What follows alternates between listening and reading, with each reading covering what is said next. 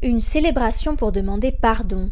Près de 8 siècles après le massacre des Cathares, l'Église catholique d'Ariège a souhaité une cérémonie de repentance, ici, dans le petit village de Montségur, théâtre d'un drame aujourd'hui presque oublié.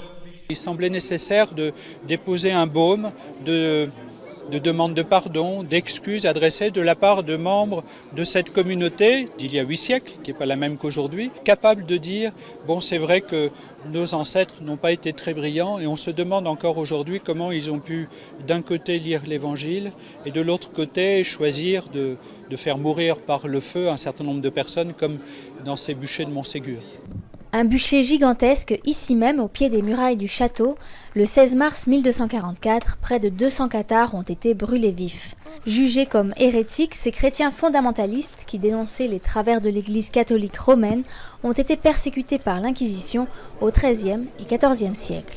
Venir faire un acte de repentance de ce genre sur le lieu où ont été commis, il y a certes beaucoup plus longtemps, plus de 700 ans, un grand massacre, c'est une marque aussi de courage.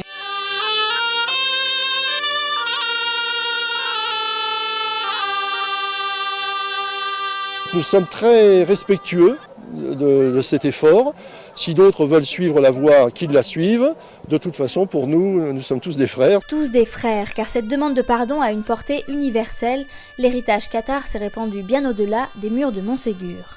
C'est l'acceptation de la différence.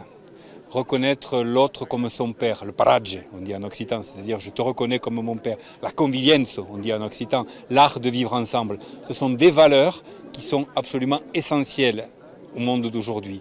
Et Montségur dit tout ça. Une démarche unique, une première, l'Église catholique qui demande pardon pour les croisades des Albigeois. Même si, c'est vrai, la démarche n'engage que l'Église d'Ariège.